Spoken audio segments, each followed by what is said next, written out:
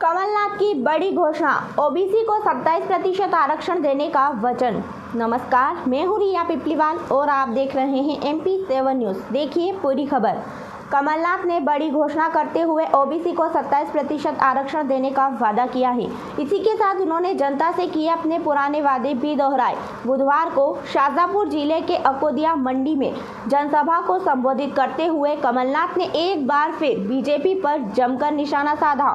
इसी के साथ उन्होंने जनता से आह्वान किया है कि वो आगामी चुनाव में सच्चाई का साथ दें। MP इलेक्शन का काउंटडाउन शुरू हो गया है और बीजेपी कांग्रेस दोनों हर तरह से जनता को लुभाने के लिए घोषणाएं और वादे कर रही है। आज कांग्रेस प्रदेश अध्यक्ष कमलनाथ ने एक और बड़ी घोषणा करते हुए कहा कि कांग्रेस की सरकार बनने पर पिछड़े वर्ग को 27% आरक्षण दिया जाएगा। इसी के साथ उन्होंने दोहराया कि हम 500 रुपये में गैस सिलेंडर देंगे, महिलाओं को हर महीने 1500 रुपये देंगे। फिर से किसानों के लिए कर्ज माफ़ी शुरू होगी, 100 रुपये बिजली माफ़, 200 यूनिट हाफ और युवाओं को रोजगार देंगे। वहीं बीजेपी और शिवराज सिंह चौहान पर निशाना साधते हुए उन्होंने कहा कि मैं शिवराज सिंह जी से पूछता हूं, आपने दिया क्या है? महंगाई दी, बेरोजगारी दी, भ्रष्टाचार दिया, भर्ती घोटाला दिया, माफिया राज दिया, बाल अपराध दिया, आदिवासियों को अत्याचार दिया और घर घर में शराब दी। इस चुनाव में मध्य प्रदेश का फैसला होगा और ये फैसला जनता करेगी। उन्होंने कहा कि जनता अब बीजेपी की असलियत समझ चुकी है और वो उनके झूठे छलाव में आने वाली नहीं है।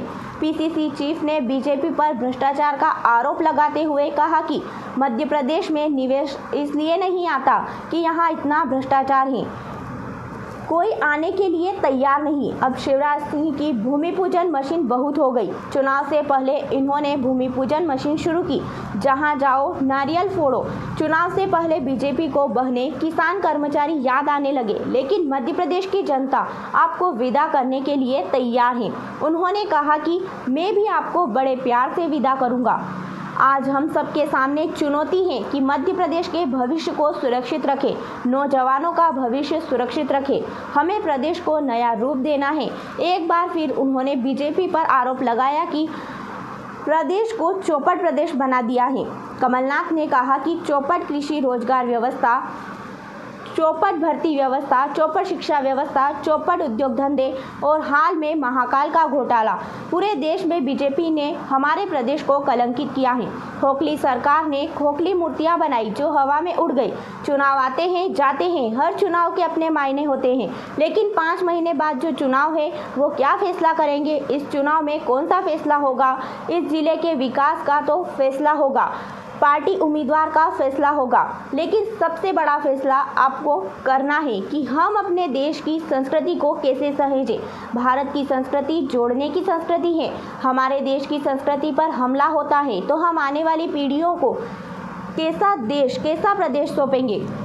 कमलनाथ ने CM शिवराज सिंह चौहान पर तंज कसते हुए कहा कि उन्हें भटकता हुआ नौजवान नहीं दिखता, उनकी आंख नहीं चलती, उन्हें चिल्लाता हुआ किसान नहीं दिखता, उनके कान नहीं चलते, लेकिन उनका मुंह खूब चलता है। मैं शिवराज सिंह चौहान को गाने में नहीं हरा सकता, नाचने में नहीं हरा सकता, घोषणाओं में नहीं हरा सकता, लेकिन सच्चाई में हरा सकता हूँ।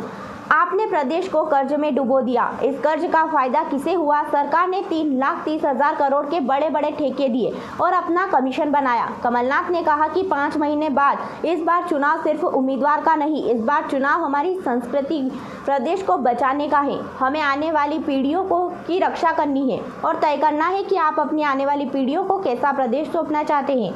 उन्होंने जनता से आह्वान किया कि प्रदेश की तस्वीर बदलने के लिए सच्चाई का साथ दें।